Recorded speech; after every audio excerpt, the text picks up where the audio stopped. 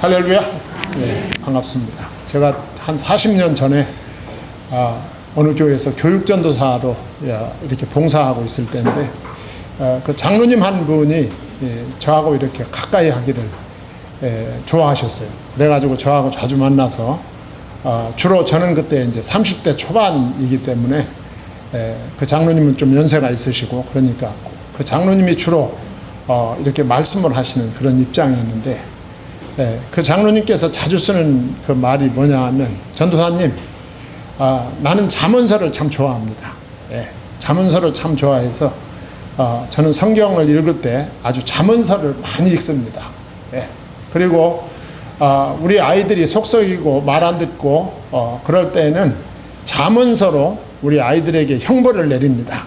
그 잠언서 형벌이 뭐냐 하면, 잠언서를 5번 읽어라, 6번 읽어라, 이렇게 잠언서를 다 몇 번 읽으라고 명령을 하고 그 명령을 다 순종하도록 하는 게 이제 그게 형벌이 되는 겁니다.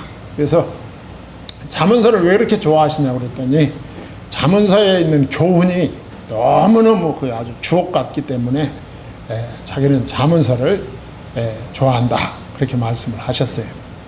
제가 오늘 말씀을 준비하면서 그 생각이 났습니다. 그 장로님의 말씀은 맞기도 하며 또 대부분 틀린 말입니다. 그게 맞는 말이기도 하지만 대부분이 틀린 말씀이란 말이죠. 우리가 이제 신앙생활 할 때 가장 위험한 게 뭐냐 하면, 틀린 것에 대한 확신을 가지고 있는 거. 틀린 것에 대해서 확신을 가지고 있으면 누가 고쳐줄 수도 없어요. 그래서 틀린 것에 대해서 너무 확실하게 그걸 잘못 알고 있기 때문에 누가 거기 접근할 수가 없어요. 성경이 무슨 책일까요? 하나님이 우리에게 성경을 주신 것은 교훈을 하기 위해서만 성경 주신 것은 아닙니다. 물론 성경에는 교훈이 있습니다. 성경에는 역사도 있고, 성경에는 문학도 있고, 성경에는 전술도 있고, 정치도 있고, 성경에는 온갖 것이 다 들어있어요. 성경 안에는. 그래서 어떤 특정한 분야에 대해서 연구를 하려면 성경에 나타난 그런 분야에서 연구하는 것도 상당히 도움이 되리라고 생각을 합니다. 그러나 성경은 그런 것을 주는 것이 목적이 아닙니다. 성경을 주신 목적은 단 하나입니다. 생명입니다. 우리에게 생명 주시기 위해서 성경을 준 거예요. 교훈이나 전략이나 문학이나 역사나 이런 것은 성경 아니어도 얼마든지 있습니다. 그런 거. 예수님 오기 전에도 그런 좋은 교훈들은 얼마 전에 얼마든지 그 좋은 성인들을 통해서 하나님이 우리들에게, 사람들에게 주셨어요. 성경이 아니어도 사람이 살아가는 데 필요한 교훈은 얼마든지 있습니다. 그런데 성경만이 줄 수 있는 것은 생명의 길을 가르쳐 주는 거예요. 이건 성경에만 있습니다. 생명을 얻는 거, 어떻게 생명을 얻느냐? 하나님을 만나야 된다. 어떻게 하나님을 만나느냐? 예수님을 통해서 만난다. 예수님을 성경은 가르쳐주고 있어요. 생명의 길로서 예수가 있다. 이 사실을 성경은 우리들에게 가르쳐주고 있는 거야. 그래서 성경은 예수님 자신도 여러 차례 말씀을 하셨어요. 누차례 말씀하셨습니다. 제가 여러분들한테 자주 말씀드리듯이 요한복음 5장 39절에서도 예수님은 이 성경은 나에 대한 기록이다 그랬어요. 그러니까 성경은 예수님에 대한 기록이다. 그 예수님이 뭐란 말이냐? 예수님이 하나님을 만날 수 있는 길임에 대한 책이다, 그 말입니다. 성경은 예수님에 대한 책입니다. 우리가 누가복음 24장에서도 보면 예수님이 이제 죽은 자 가운데서 부활하셨습니다. 예수님의 제자들은 부활한 줄도 모르고 다 낙심했어요. 낙심해가지고 엠마오로 내려갑니다. 기억나시죠? 엠마오로 내려가요. 엠마오로 내려가는 제자들에게 예수님이 나타나 주셨어요. 예수님인 줄 몰라 봅니다. 그 예수님께서 그 제자들에게 뭘 가르쳐 주셨느냐?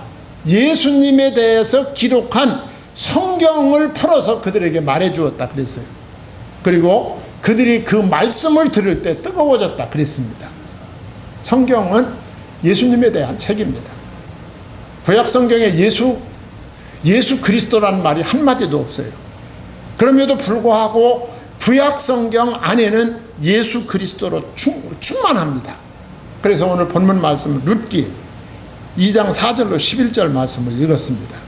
제가 오늘 말씀을 읽으면서 그 생각이 난 거예요. 자, 룻기 1장에 보면은 이 시대적인 배경이 바로 사사시대다. 이스라엘 나라는 여러 시대가 있습니다. 그렇죠? 우리가 성경을 보면 창세기 1장부터 11장까지는 창조시대입니다. 창조시대. 창세기 12장부터 50장까지는 족장시대입니다. 그렇죠? 예, 족장시대. 그리고 그 다음에는 이스라엘 백성들이 애굽에 가서 살게 되는 애굽시대입니다. 430년이죠. 애굽에서 해방돼서 나와서 광야에서 40년을 삽니다. 무슨 시대? 광야 시대입니다. 예. 그리고 광야 시대를 끝나고 요단을 건너서 가나안 땅에 들어가서 가나안 땅을 점령하는 시대가 있는데 그 시대가 바로 사사시대라고 합니다. 사사시대. 예. 오늘 본문 말씀은 사사시대에 있었던 아주 중요한 중요한 이야기입니다. 제가 룻기에서 이렇게 장황하게 설명하는 이유는 여러분들이 룻기에 갖는 아주 가장 강력한 메시지가 룻이라고 하는 여인은 어머니에게 아주 효도를 잘한 여인이었다. 그래서 룻기는 효도를 가르치는 윤리적인 책으로 알고 있단 말이죠. 이게 이제 잘못된 지식이란 말이죠. 예. 이 룻기는 시어머니에게 효도를 잘하라는 그런 윤리적인 교훈을 가르치는 책일까? 그렇지 않다는 거죠. 오늘 말씀을 통해서도 역시 하나님은 예수 그리스도를 우리에게, 구원의 길을 우리에게 가르쳐주고 있다라고 하는 것을 우리가 사전에 알고 룻기에 접근하자 그 말입니다. 그래서 룻기 1장에 보면은 사사시대입니다. 사사시대에 큰 흉년이 들었어요. 참 우리나라가 여러분들 지금 흉년 없이 한 40-50년 지나왔어요. 흉년 없이. 사람들이 아무도 안 놀래. 지금도 안 놀래요. 흉년 없이 40-50년 지냈다. 옛날에 우리가 어렸을 때 이 흉년이 들리면 먹을 것이 없습니다. 예. 먹을 것이 없어요, 진짜. 먹을 것이 없는 것이 얼마나 심각한 것인가를 이게 먹을 것이 없어 보지 않은 사람은 이거 알 수가 없는 거예요.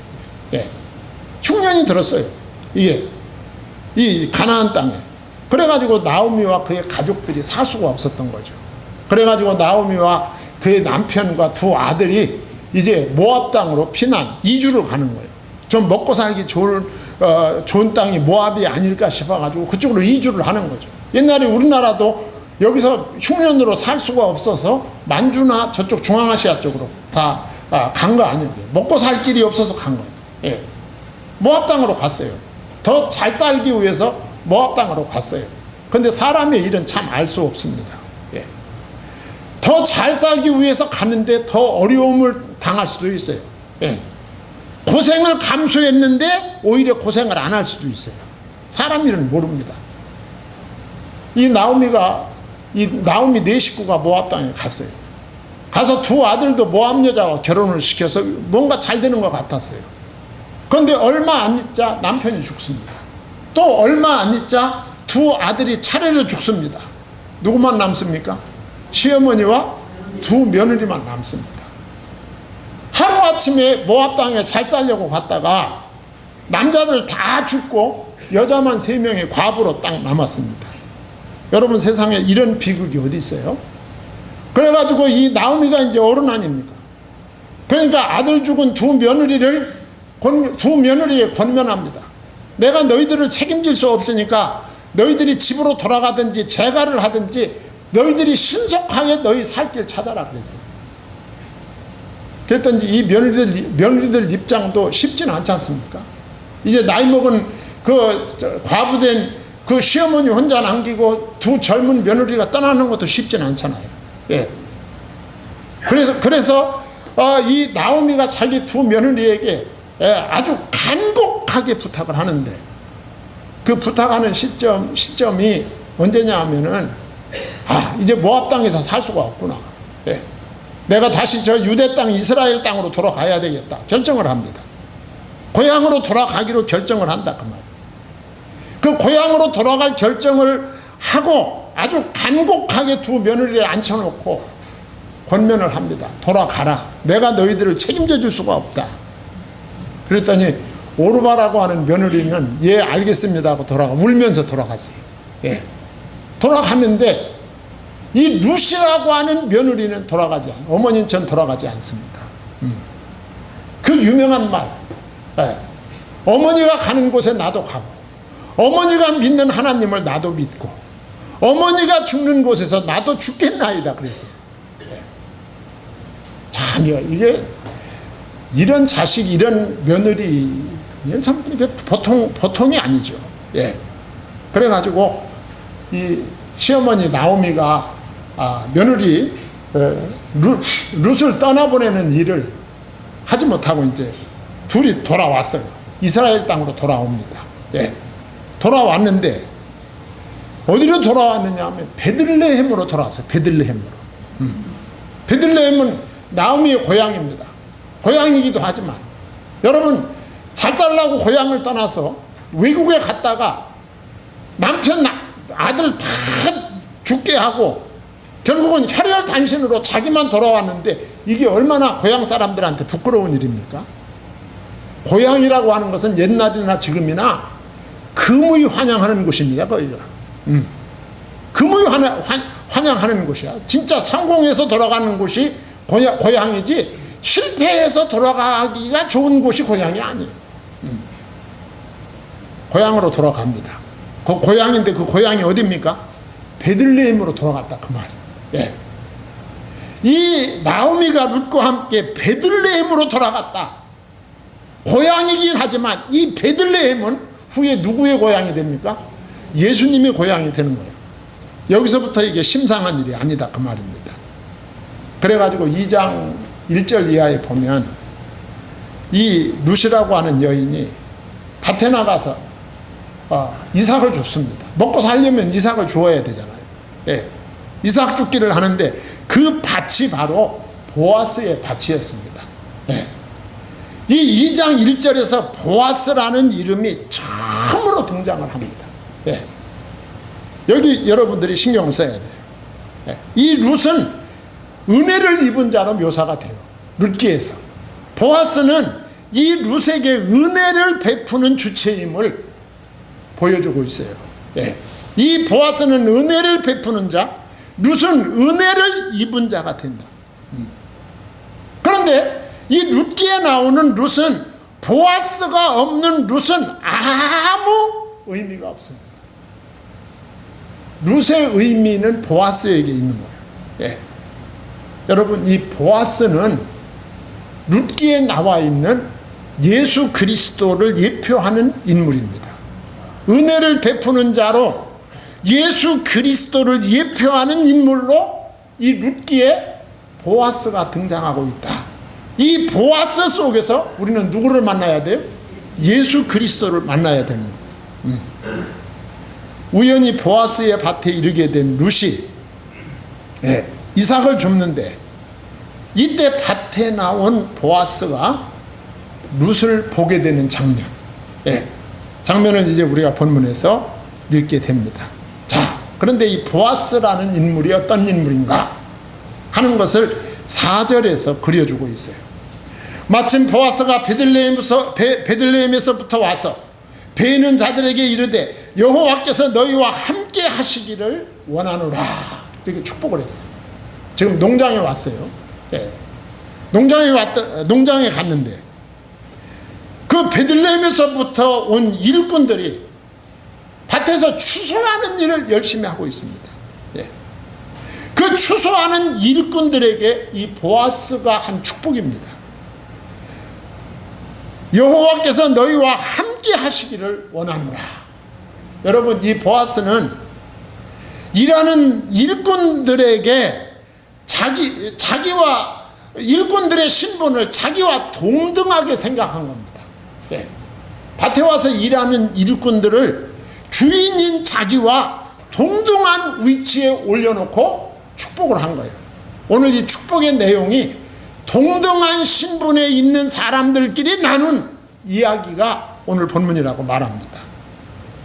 그랬더니 그 일꾼들이 이렇게 대답을 합니다. 그들이 대답하되 여호와께서 당신에게 복 주시기를 원하나이다 그랬어요. 우리말 속담에 가는 말이 고우면 오는 말도 곱다 그랬어요. 가는 말이 고우면 오는 말도 곱게 돼 있는 거예요. 보아스가 자기 밭에서 일하는 그 노동자들을 자기와 동등한 위치에 놓고 그들을 축복했다. 여기서 보여주는 메시지가 뭐냐 하면 이 보아스는 그 일꾼들을, 노동자들을 자기와 동등한 위치에 올려놓고 인사를 할 수 있다는 것은 보아스의 인격의 고매함을 보여주는 것이다 라고 하는 것입니다. 그랬더니 일꾼들이 똑같은 화답을 한 것이죠.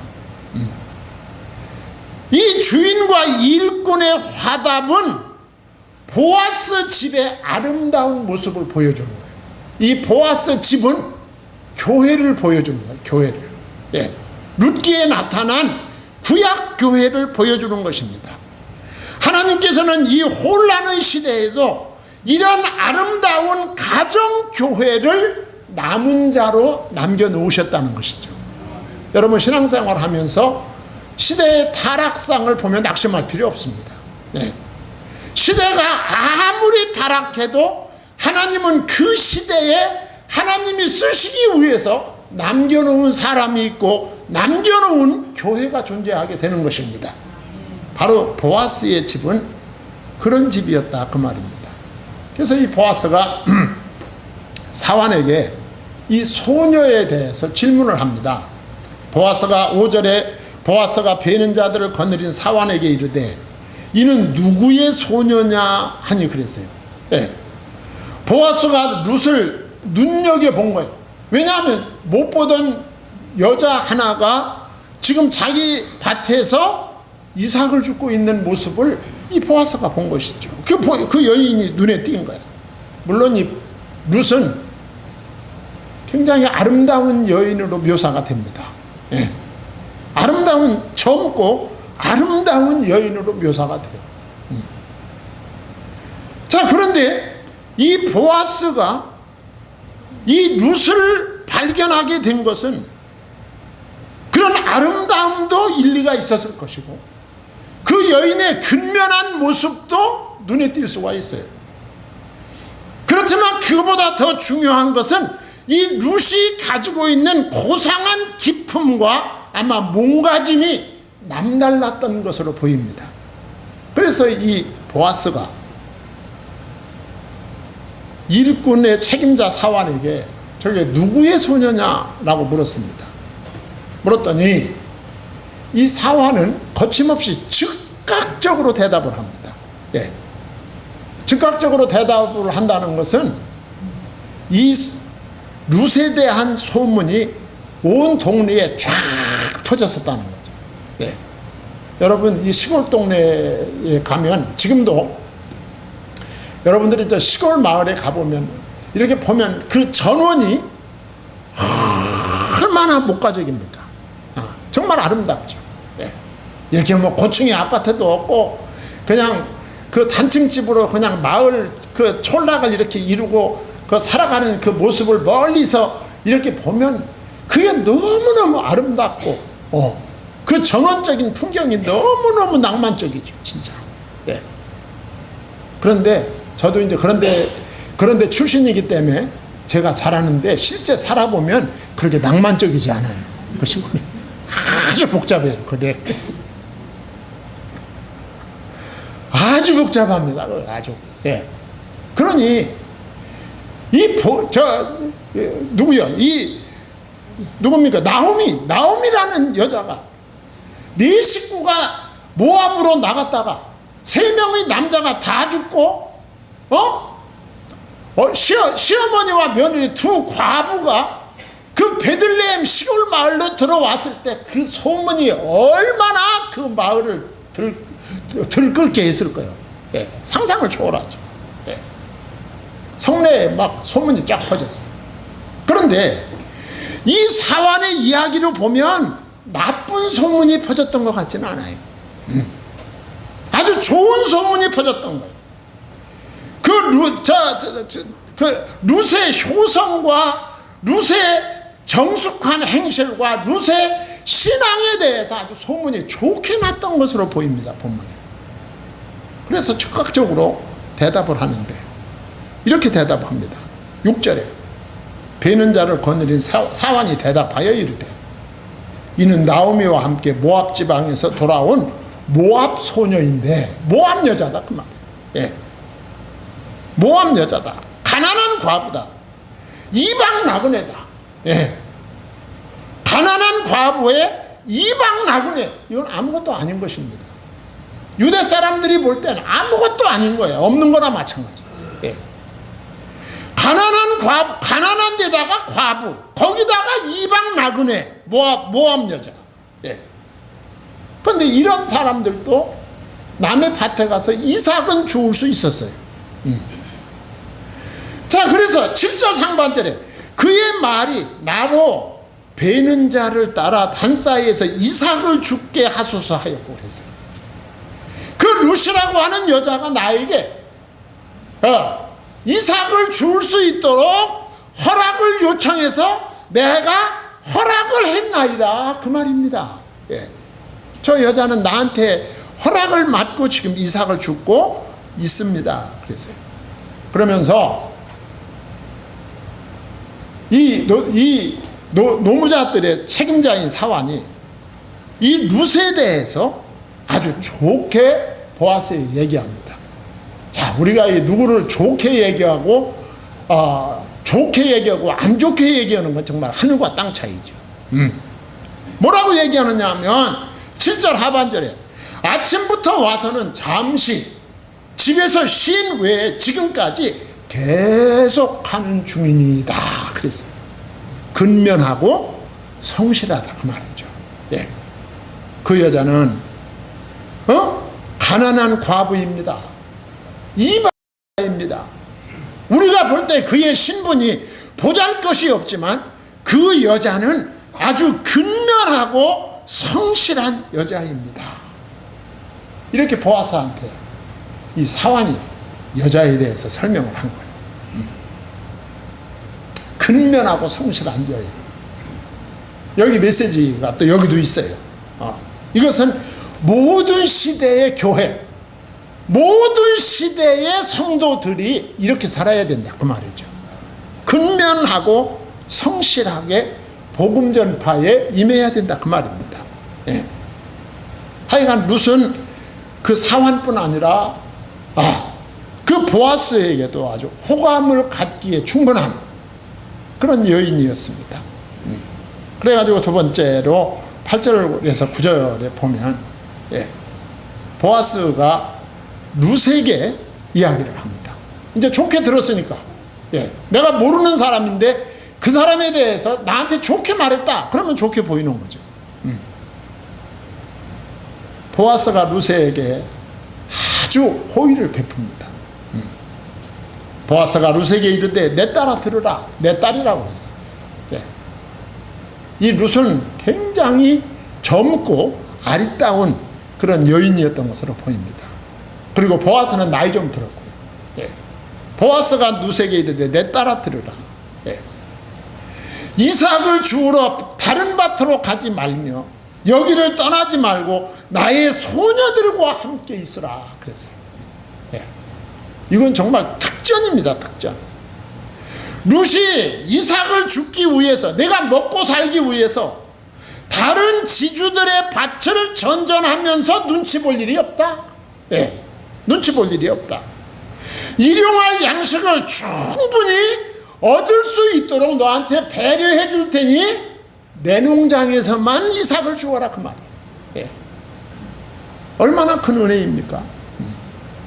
여러분들 자신과 여러분의 자녀들이 어느 곳에 가든지 이런 은혜 받기 원합니다.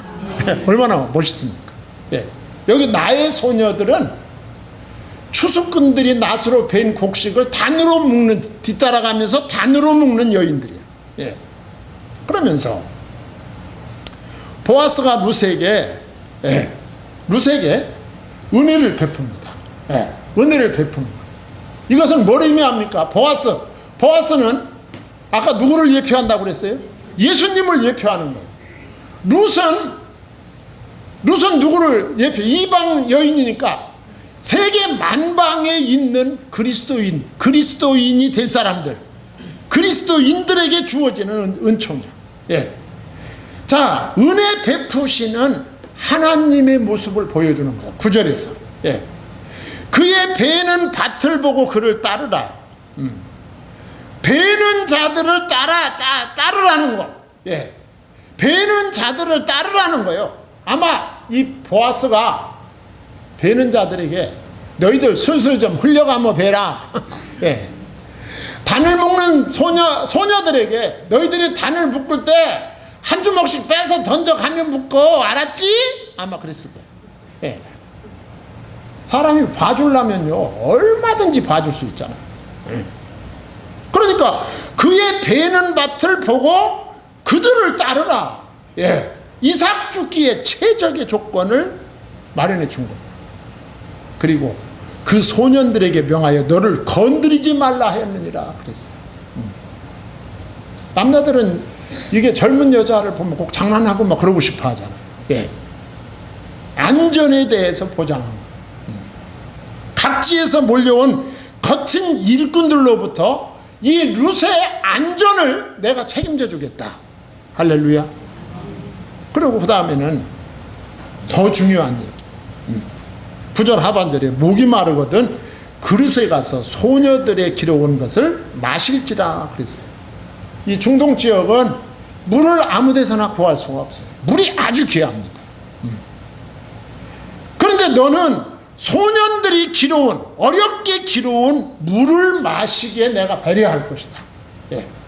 거기서 일을 하다가 목이 타면 물을 마셔라. 이건 정말 바랄 수 없는 복이 룻에게 임한 거죠. 할렐루야. 오늘날 여러분과 제가 예수님을 믿고 구원받은 하나님의 자녀로 살아가면서 그 하나님의 자녀에게 주시는 영육간의 온갖 은혜는 바랄 수 없는 은혜가 임한 것입니다. 마치 룻에게 임한 하나님의 복과 같은 것이죠. 예. 그러면서 세 번째로 10절로 12절에 보면 보아스가 룻을 격려합니다. 예.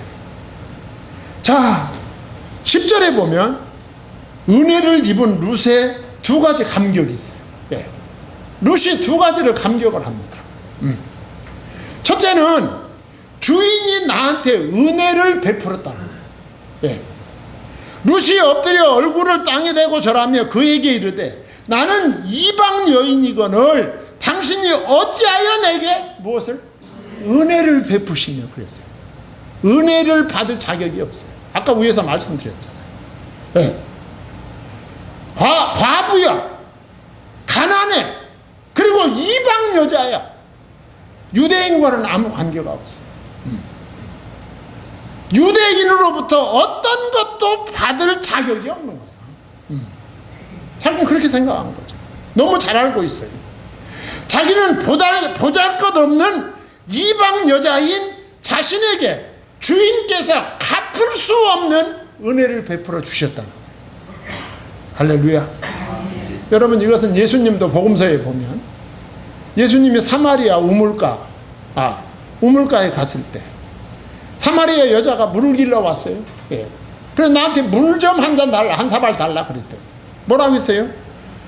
나는 사마리아 여자고 당신은 유대인인데 어떻게 유대인인 당신이 이방 여자인 나한테 물을 달라 하나이까 그랬어요.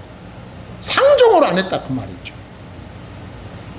오늘 여러분과 제가 하나님의 자녀로, 하나님의 딸로 살아가게 된 것은 하나님의 은혜입니다. 이걸 보여주는 거예요. 그리고 두 번째 감격은 자신을 돌아보았다는 것입니다. 은혜를 베풀어 쓸 뿐만 아니라 자신을 지목하여 돌봐주셨다.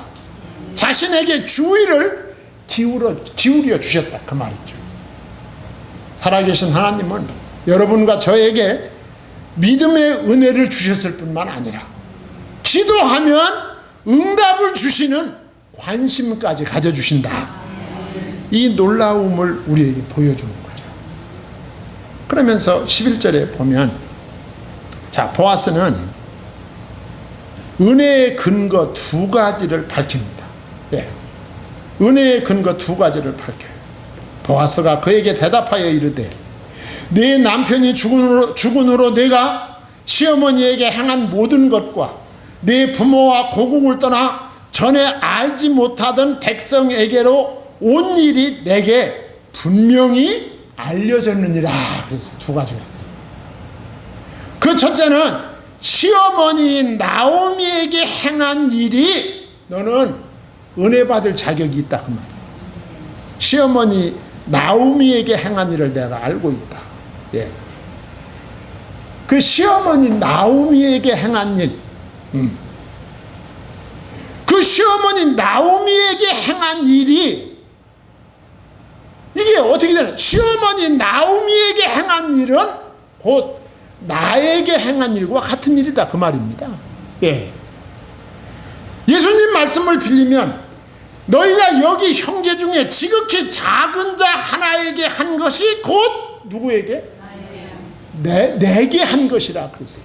똑같은 맥락이에요. 똑같은 맥락. 예.